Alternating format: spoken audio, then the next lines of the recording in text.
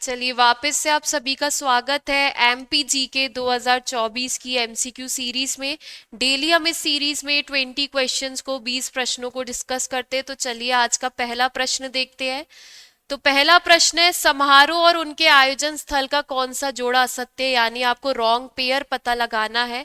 पहला ऑप्शन है तानसेन संगीत समारोह ग्वालियर में आयोजित किया जाता है। दूसरा है ध्रुपद संगीत समारोह भोपाल में आयोजित किया जाता है। तीसरा ऑप्शन है अलाउद्दीन खान संगीत समारोह, क्या ये देवास में इसका आयोजन होता है। चौथा है कालिदास संगीत समारोह, क्या इसका ऑर्गेनाइज यानी इसका आयोजन उज्जैन में किया जाता है। तो इनमें से जो रॉन्ग पेयर है, जो असत्य जोड़ा है, वो है अलाउद्दीन खान संगीत समारोह। इसका आयोजन देवास में नहीं, इसका आयोजन कहाँ किया जाता है? इसका आयोजन मैयर जिले में, मैयर में किया जाता है। कौन इसका आयोजन करता है? तो इसका आयोजन करवाया जाता है अलाउद्दीन उस्ताद अलाउद्दीन खान संगीत अकेडमी के द्वारा। किसके द्वारा? उस्ताद अलाउद्दीन खान संगीत अकेडमी के द्वारा। ये अकेडमी कहाँ पर है? ये भोपाल में है, ये चीज आप याद रखना। ये जो उस्ताद अलाउद्दीन खान संगीत अकेडमी, ये भोपाल में है, लेकिन हर साल अलाउद्दीन खान संगीत समारोह का आयोजन कहाँ पर करवाती है? मैयर में। इस अकादमी की स्थापना या फिर इस अकेडमी का कब स्टैब्लिश किया गया था? 1979 में। तो ये चीज आपको पता होनी चाहिए। उसके बाद नेक्स्ट क्वेश्चन देखें। इसके बाद नेक्स्ट क्वेश्चन है, विंध्याचल श्रेणी में ऊंची चोटी, यानी आपको विंध्याचल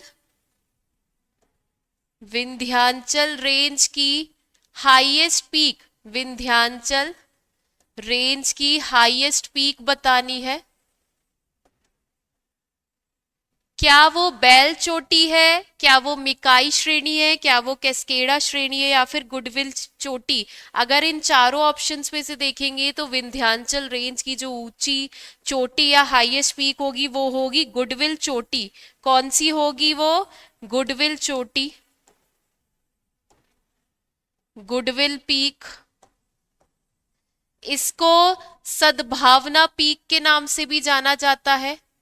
इसको सद्भावना चोटी, सद्भावना पीक के नाम से भी जाना जाता है। इसकी ऊंचाई कितनी है? 752 मीटर। गुडविल पीक यानी सद्भावना पीक या फिर सद्भावना चोटी चोटी, इसकी ऊंचाई कितनी है, इसकी हाइट कितनी है? तो इसकी हाइट है 752 मीटर। लेकिन विंध्याचल श्रेणी की, विंध्याचल रेंज की जो हाईएस्ट पीक है, जो इसकी ऊंची चोटी है, जो हाईएस्ट पीक है, वो कौन सी होगी? तो वो होगी आपकी सिगार पीक, सिगार चोटी। वो कौन सी होगी? Cigar peak. और इसकी हाइट कितनी है? 881 मीटर। हमें ऑप्शंस में ये नहीं दे रखी थी, हमें गुडविल चोटी थी, इसलिए हमने गुडविल चोटी को ऑप्शन में करेक्ट माना। क्योंकि बैल चोटी, मिकाई श्रेणी, कैस्केडा श्रेणी, एक इसमें से कोई सी भी ऊंची चोटी नहीं है विंध्याचल श्रेणी की, लेकिन गुडविल चोटी है जो कि विंध्याचल श्रेणी में ही आती है, जिसकी हाइट कितनी है? 752 मीटर। लेकिन अगर आप ओवरऑल देखोगे कि विंध्याचल रेंज की हाईएस्ट पीक कौन सी है, तो वो होगी सिगार पीक, जिसकी हाइट कितनी है? 881 मीटर। ये सिगार पीक ये कहाँ पर है? तो ये आपको मालवा रीजन में देखने को मिलेगी। कहाँ पर? मालवा क्षेत्र में। और किस जिले में? इंदौर में। कहाँ पर देखने को मिलेगी? इंदौर में। और जो आपकी गुडविल पीक है ये कहाँ पर है, किस जिले में? तो ये है दमोह में।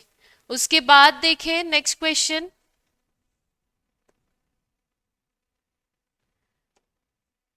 मध्य प्रदेश के सर्वाधिक क्षेत्र यानी 36.5% पर कौन सी मिट्टी पाई जाती है? यानी मध्य प्रदेश के अप्रोक्स 37% एरिया पर कौन सी मिट्टी, कौन सी सॉइल पाई जाती है?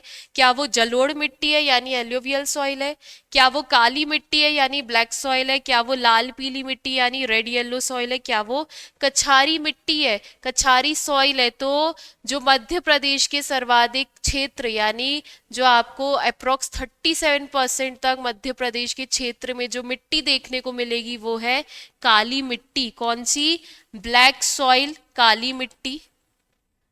और इस मिट्टी को रेगुर सॉइल के नाम से भी जाना जाता है। किस नाम से? रेगुर सॉइल, रेगुड़ मिट्टी के नाम से भी जाना जाता है काली मिट्टी को। यह आपको मध्य प्रदेश के मालवा पठार पर, कहाँ कहाँ देखने को मिलेगी? मालवा के पठार पर, निमाड़ क्षेत्र में देखने को मिलेगी आपको, निमाड़ रीजन में, और सतपुड़ा एरिया में देखने को मिलेगी, सतपुड़ा एरिया में। उसके अलावा ये आपको नर्मदा घाटी वाले क्षेत्र में भी देखने को मिलेगी, नर्मदा वैली वाले रीजन में। यहाँ पर आपको मोस्टली कौन सी सॉइल देखने को मिलेगी? काली मिट्टी। और काली मिट्टी को किस नाम से जाना जाता है? रेगुर सॉइल, रेगुर मिट्टी के नाम से भी जाना जाता है। इस मिट्टी में चूना यानी लाइम, इस मिट्टी में चूना यानी जिसे हम क्या कहते हैं? लाइम। इस मिट्टी में चूना यानी लाइम की अधिकता होती है, और लोहे की, और लोहे की यानी आयरन। इस मिट्टी में चूना और लोहे की मात्रा बहुत ज्यादा होती है, इसलिए इस मिट्टी का रंग कैसा होता है? काला होता है, ब्लैक होता है। इसके बाद देखें, इसके बाद नेक्स्ट क्वेश्चन है, विभाजन परिषद के अध्यक्ष कौन थे? यानी पार्टीशन काउंसिल के, पार्टीशन काउंसिल के चेयरमैन कौन थे? क्या वो लॉर्ड माउंटबेटन थे? क्या वो जवाहरलाल नेहरू थे? या फिर M.A. जिन्ना थे, मोहम्मद अली जिन्ना, या फिर V.P. मेनन थे? तो पार्टीशन काउंसिल के जो चेयरमैन थे, जो अध्यक्ष थे, वो थे लॉर्ड माउंटबेटन। कौन थे? Lord Mountbatten. ये परिषद काउंसिल बनने से पहले पार्टीशन कमीटी थी। क्या थी? Partition committee. परिषद काउंसिल बनने से पहले पार्टीशन कमेटी थी, यानी विभाजन समिति थी, जिसके मेंबर्स कौन कौन थे वो देख लीजिए। जिसके मेंबर्स यानी सदस्य कौन कौन थे, तो उनमें से एक थे सरदार वल्लभ भाई पटेल, सरदार वल्लभ भाई पटेल। उसके अलावा लियाकत अली खान, लियाकत अली खान। चेयरमैन कौन थे? Lord Mountbatten. लेकिन मेंबर्स में कौन कौन थे? तो मेंबर्स में थे सरदार वल्लभ भाई पटेल, लियाकत अली खान, डॉक्टर राजेंद्र प्रसाद, डॉक्टर राजेंद्र प्रसाद। ये आपको मेंबर्स देखने को मिलेंगे। तो ये चीज आपको पता होनी चाहिए कि विभाजन परिषद बनने से पहले एक समिति थी, एक कमेटी थी, पार्टीशन कमेटी या फिर विभाजन समिति, जिसके सदस्य कौन कौन थे? तो सरदार वल्लभ भाई पटेल थे, डॉक्टर राजेंद्र प्रसाद थे, लियाकत अली खान थे, और चेयरमैन कौन था, अध्यक्ष कौन थे? वो थे लॉर्ड माउंटबेटन। उसके बाद देखें, इसके बाद बीना ऑयल रिफाइनरी मध्य प्रदेश के किस जिले में है? यानी जो बीना ऑयल रिफाइनरी है, बीना ऑयल रिफाइनरी, ये मध्य प्रदेश के किस डिस्ट्रिक्ट में, किस जिले में है? क्या ये सागर में है, या झाबुआ में, या अलीराजपुर में, या फिर भोपाल में? तो बीना ऑयल रिफाइनरी ये कहाँ पर है? सागर में। सागर जिले के, सागर डिस्ट्रिक्ट के बीना तहसील, बीना तहसील के आगा सौद में, कहां पर? आगा सौद में आपको बीना ऑयल रिफाइनरी देखने को मिलेगी। इसलिए क्या कहा जा रहा है, किस डिस्ट्रिक्ट में? सागर जिले के बीना तहसील के आगा सौद में आपको बीना ऑयल रिफाइनरी देखने को मिलेगी। उसके बाद नेक्स्ट क्वेश्चन देखें,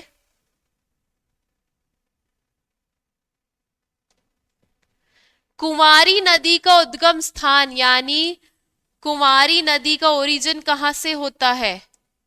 कुंवारी रिवर का ओरिजिन, उद्गम कहां से होता है? क्या वो शिवपुरी के पठार से, या भिंड जिले से, या फिर लाहौर से, या फिर उपरोक्त में से कोई भी नहीं, या फिर नन ऑफ द अबव? तो कुंवारी नदी का उद्गम होता है शिवपुरी के पठार से। कहां से इस नदी का उद्गम होता है? शिवपुरी प्लेट्यू से, शिवपुरी के पठार से इस नदी का उद्गम होता है। और फिर ये नदी, जो कुंवारी नदी है, ये भिंड जिले में जाकर, यानी भिंड डिस्ट्रिक्ट में जाकर सिंध नदी में मिल जाती है। भिंड जिले में जाकर, भिंड जिले में जाकर किस नदी में मिल जाती है? सिंध नदी में, सिंध रिवर में, सिंध नदी में ये जाकर मिल जाती है। यानी जो कुंवारी नदी है, किस नदी की ट्रिब्यूटरी है, किस नदी की सहायक नदी है? सिंध नदी की ये सहायक नदी है। इसके बाद देखें, इसके बाद नेक्स्ट क्वेश्चन है, मध्य प्रदेश में कृषि उत्पादन यानी agriculture, agriculture production, Madhya Pradesh में कृषि उत्पादन एग्रीकल्चर प्रोडक्शन के लिए कौन सा विशेष खाद्यान्न उत्पादन कार्यक्रम चालू किया गया है? यानी special, special food production program, special food production program start किया गया है। तो मध्य प्रदेश में एग्रीकल्चर प्रोडक्शन यानी कृषि उत्पादन को बढ़ाने के लिए कौन सा स्पेशल फूड प्रोडक्शन प्रोग्राम को स्टार्ट किया गया है? तो उसका नाम है थ्रस्ट, सॉरी, तो उसका नाम क्या है? उसका नाम है थ्रस्ट। तो मध्य प्रदेश में एग्रीकल्चर प्रोडक्शन को इंक्रीज करने के लिए, बढ़ाने के लिए कौन सा स्पेशल फूड प्रोडक्शन प्रोग्राम चालू किया गया है? तो वो है थ्रस्ट। इसके बाद नेक्स्ट क्वेश्चन देखें,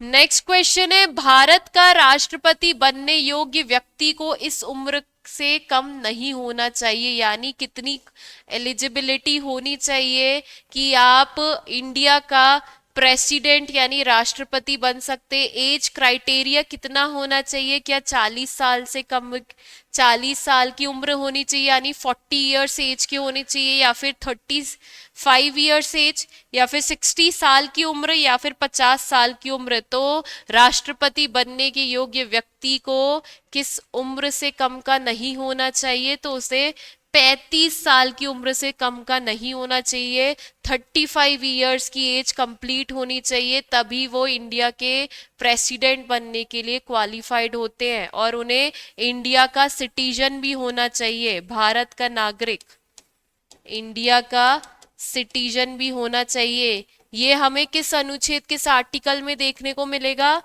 भारत संविधान के आर्टिकल 58 में, इंडियन कॉन्स्टिट्यूशन के आर्टिकल 58 में आपको राष्ट्रपति बनने के लिए क्या एज क्राइटेरिया होना चाहिए उसके बारे में बताया गया है कि 35 साल की उम्र यानी 35 इयर्स एज कंप्लीट होना चाहिए, और भारत का आपको नागरिक भी होना चाहिए। इसके बाद देखें,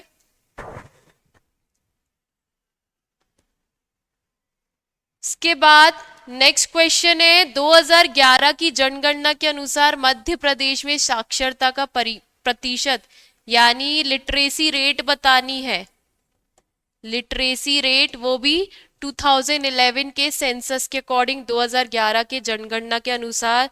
तो जो लिटरेसी रेट थी वो थी आपकी 69.3%। लिटरेसी रेट कितनी थी मध्य प्रदेश की? 69.3%। ये 2011 के जनगणना के अनुसार है। और इस समय 2011 की जब जनगणना सेंसस हुई थी तब मध्य प्रदेश की मेल लिटरेसी भी देख लेते हैं कि पुरुष साक्षरता दर कितनी थी। मेल लिटरेसी रेट, पुरुष साक्षरता दर कितनी देखने को मिलेगी? तो वो थी आपकी 78.7%। कितनी? 78.7%। और female literacy rate, female literacy rate यानी महिला साक्षरता दर कितनी थी? 59.2%। यानी 2011 के जनगणना के अनुसार मध्य प्रदेश का लिटरेसी रेट, मध्य प्रदेश की साक्षरता दर थी आपकी 69.3%।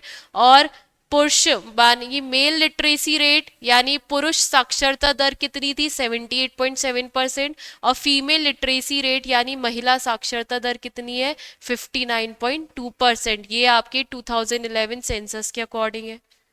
इसके बाद देखें, उसके बाद क्या क्वेश्चन है, राष्ट्रीय किसान दिवस कब मनाया जाता है? नेशनल फार्मर्स डे, राष्ट्रीय किसान दिवस यानी नेशनल फार्मर्स डे कब मनाया जाता है? 23 दिसंबर को। 23 जनवरी को, 23 फरवरी या फिर 23 नवंबर, तो नेशनल फार्मर्स डे, राष्ट्रीय किसान दिवस 23 दिसंबर को कब मनाया जाता है? 23 दिसंबर को। 23 दिसंबर को जो हमारे 5वें प्रधानमंत्री थे, जो हमारे 5th प्राइम मिनिस्टर थे, कौन थे 5th प्राइम मिनिस्टर, 5वें प्रधानमंत्री? तो वो थे चौधरी चरण सिंह।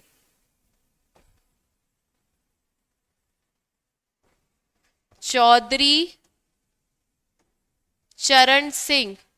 चौधरी चरण सिंह की बर्थ एनिवर्सरी को मार्क करने के लिए हर साल 23 दिसंबर को नेशनल फार्मर्स डे यानी राष्ट्रीय किसान दिवस मनाया जाता है। तो ये चीज आपको याद होनी चाहिए कि चौधरी चरण सिंह हमारे 5th नंबर के प्राइम मिनिस्टर है, प्रधानमंत्री है। उसके बाद देखिए, बीना ऑयल रिफाइनरी की स्थापना कब हुई थी? यानी बीना ऑयल रिफाइनरी को कब स्टैब्लिश किया गया था, उसकी स्थापना कब हुई थी? क्या 2010 में, 2011 में, 2012 में या फिर 2013 में? तो बीना ऑयल रिफाइनरी कब स्टैब्लिश हुई थी? 2011 में इसकी स्थापना हुई थी। और ये अभी हमने आपके शायद सेकंड थर्ड क्वेश्चन में देखा होगा कि ये किस जिले में है? ये सागर जिले में है। सागर जिले की जो बीना तहसील है, बीना तहसील के आगासौद में आपको ये देखने को मिलेगी। बीना तहसील के आगासौद में ये आपको ऑयल रिफाइनरी देखने को मिलेगी। और किसके सहयोग से ये बनी थी तो वो भी देख लीजिए, भारत पेट्रोलियम। किसके सहयोग से ये जो बीना ऑयल रिफाइनरी ये बनी थी?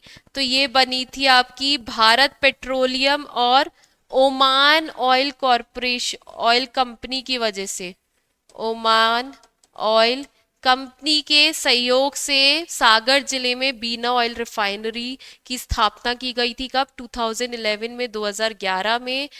उसके अलावा ये कहाँ पर है? सागर जिले में है। सागर जिले में बीना तहसील के आगासौद में आपको ये देखने को मिलेगी। नेक्स्ट क्वेश्चन देखिए, निम्नलिखित में से कौन सा जिला नर्मदा नदी के मार्ग में शामिल नहीं होता है? यानी नर्मदा नदी में से किस जिले में नहीं फ्लो होती है? क्या वो मंडला है, क्या वो देवास है, या खंडवा है, या फिर विदिशा है? तो जो नर्मदा नदी है वो मंडला से भी पास होती है, गुजरती है, मंडला जिले में भी बहती हुई जाती है, खंडवा में भी बहती हुई जाती है, और विदिशा में भी, सॉरी, देवास में बहती हुई जाती है, लेकिन विदिशा जिले में ये बहती हुई नहीं जाती है। विदिशा जिले में कौन सी नदी बहती है? विदिशा में बेतवा नदी बहती है। कौन सी नदी? बेतवा नदी। बाकी जो नर्मदा नदी है मध्य प्रदेश के 15 जिलों से गुजरती है। कितने जिलों से? 15 डिस्ट्रिक्ट से, 15 जिलों से फ्लो होती हुई जाती है। और सबसे ज्यादा जिस जिले में ये बहती है, सबसे ज्यादा जिस डिस्ट्रिक्ट में ये फ्लो होती है वो है जबलपुर। कहाँ पर? जबलपुर। तो नर्मदा नदी 15 जिलों में से सबसे ज्यादा किस जिले में बहती है? जबलपुर में। उसके अलावा मंडला, देवास, खंडवा से गुजरती है, लेकिन विदिशा से नर्मदा नदी नहीं बहती है। विदिशा में कौन सी नदी बहती है? बेतवा नदी। उसके बाद देखें, इसके बाद नेक्स्ट क्वेश्चन है, मध्य प्रदेश की रेलवे लाइन निम्न में से किसके अंतर्गत नहीं पड़ती है? क्या वो आपका साउथ ईस्ट रेलवे है? साउथ ईस्ट रेलवे, या फिर central railway? South east railway या फिर सेंट्रल रेलवे, या वेस्ट रेलवे, वेस्टर्न रेलवे, पश्चिमी रेलवे, या फिर पूर्वी रेलवे, ईस्टर्न रेलवे? पूर्वी रेलवे, ईस्टर्न रेलवे। तो मध्य प्रदेश की रेलवे लाइन इनमें से किस के अंतर्गत नहीं पड़ती है? क्या वो साउथ ईस्ट रेलवे है, क्या वो सेंट्रल रेलवे, या फिर वेस्ट रेलवे, या फिर पूर्वी रेलवे है? तो वो है आपका पूर्वी रेलवे। जो मध्य प्रदेश की रेलवे लाइन है वो किसके अंतर्गत नहीं पड़ती है? ईस्टर्न रेलवे के अंतर्गत, पूर्वी रेलवे। बाकी सेंट्रल ईस्ट रेलवे में आती है, सेंट्रल रेलवे में आती है, और वेस्ट रेलवे यानी पश्चिमी रेलवे में आती है। उसके बाद देखें, इसके बाद नेक्स्ट क्वेश्चन है, रायसेन के किले का निर्माण किसने कराया था? यानी जो रायसेन फोर्ट है, रायसेन फोर्ट किसने बनवाया था, किसने इसका निर्माण करवाया था? क्या वो राजा उदयवर्मन है, या फिर राजा कीर्तिपाल है, या राजा राज बसंती, या फिर राजा अजयपाल? तो रायसेन का किला किसने बनवाया था? राजा राज बसंती ने। किसने बनवाया था? राजा राज बसंती ने। और आपको रायसेन के किले में 3 महल देखने को मिलेंगे। वो कौन कौन से महल है तो वो देख लीजिए। बादल महल देखने को मिलेगा, बादल महल, ये 3 महल इसी किले में स्थित है। बादल महल, राजा रोहित महल, राजा रोहित महल, और इत्रदार महल, इत्रदार महल। तो रायसेन का किला किसने बनवाया था? राजा राज बसंती ने। और इस किले में आपको 3 महल और देखने को मिलेंगे, बादल महल, राजा रोहित महल, और इत्रदार महल। इसके बाद नेक्स्ट क्वेश्चन देखें। नेक्स्ट क्वेश्चन है, कठोरता की दृष्टि में यानी हार्डनेस में आप लोग देखेंगे, हीरे के बाद कोरंडम का स्थान है, डायमंड के बाद। अगर आप हार्ड मिनरल में देखेंगे, कठोर खनिज में देखेंगे, तो हीरे के बाद कौन सा खनिज आएगा? कोरंडम। डायमंड के बाद कौन सा खनिज आएगा? डायमंड के बाद आएगा कोरंडम। ये खनिज मध्य प्रदेश के किस जिले में सर्वाधिक मात्रा में पाया जाता है? यानी जो कोरंडम है ये मध्य प्रदेश के किस जिले में, किस डिस्ट्रिक्ट में आपको देखने को मिलेगा? क्या वो पन्ना में? तो हम सब जानते हैं कि पन्ना में आपको कौन सा खनिज देखने को मिलेगा? डायमंड, हीरा देखने को मिलेगा। क्या आपको कोरंडम सीधी जिले में देखने को मिलेगा, या फिर दमोह में, या फिर शहडोल में? तो कोरंडम हमें किस जिले में देखने को मिलेगा? सीधी डिस्ट्रिक्ट में, सीधी जिले के परकोटा में। सीधी जिले के परकोटा में आपको कौन सा खनिज देखने को मिलेगा? कोरंडम। सर्वाधिक मात्रा में पाया जाता है वहां पर कोरंडम। और हीरे के बाद अगर सबसे ज्यादा कठोर यानी हार्ड मिनरल, कठोर खनिज जो होता है वो है कोरंडम, जो कि मध्य प्रदेश के सीधी जिले के परकोटा में आपको देखने को मिलेगा। इसके बाद देखें, रानी अवंतीबाई की समाधि यानी मजोलियम ऑफ रानी अवंतीबाई, रानी अवंतीबाई की समाधि कहां पर है? क्या वो धार जिले में है, या फिर मांडू में, या फिर जबलपुर में, या फिर डिंडोरी में? तो रानी अवंतीबाई की जो समाधि है वो कहां पर आपको देखने को मिलेगी? डिंडोरी में। कहां पर? डिंडोरी जिले में आपको देखने को मिलेगी। डिंडोरी जिले में भी शाहपुरा कस्बे में, डिंडोरी जिले के शाहपुर कस्बे के पास बालपुर में, डिंडोरी जिले के शाहपुर कस्बे के पास बालपुर में आपको किनकी समाधि देखने को मिलेगी? रानी अवंतीबाई की समाधि। कहां पर? ढिंडोरी जिले के शाहपुर कस्बे के पास बालपुर में आपको उनकी समाधि देखने को मिलेगी। और रानी अवंतीबाई का 1857 की क्रांति में, 1857 के रेवोल्यूशन में बहुत बड़ा इनका योगदान रहा था। मतलब ये क्रांतिकारी थी। इन्होंने अगर देखा जाए तो जैसे जो इनकी रानी थी, रानी दुर्गावती, गोंडवाना राज की जो रानी थी, रानी दुर्गावती, रानी दुर्गावती ने भी अकबर से अपने साम्राज्य की रक्षा की थी। उसी तरीके से जब 1857 के रेवोल्यूशन में गोंडवाना प्रिंसली स्टेट पर कौन रूल कर रहा था?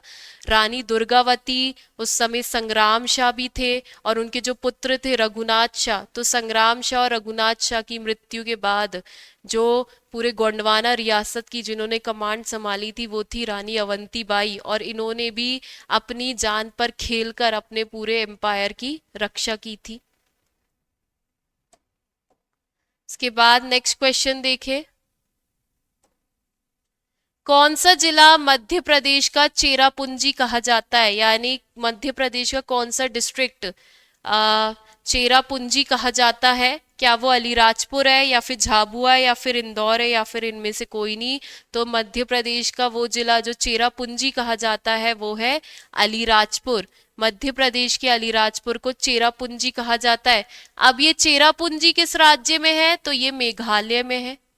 चेरापूंजी कहाँ देखने को मिलेगा? मेघालय में। और यहाँ पर सर्वाधिक वर्षा होती है, बहुत ज्यादा बारिश होती है, और इसलिए मध्य प्रदेश के जो अलीराजपुर है, अलीराजपुर जिले को मध्य प्रदेश का चेरापूंजी कहा जा रहा है, क्योंकि यहाँ पर भी सर्वाधिक वर्षा होती है, बारिश होती है। अलीराजपुर के भी कट्ठीवाड़ा में, अलीराजपुर के कट्ठीवाड़ा को स्पेशली चेरापूंजी कहा जा रहा है, क्योंकि इस क्षेत्र में सबसे ज्यादा वर्षा होती है, बारिश होती है, इसलिए।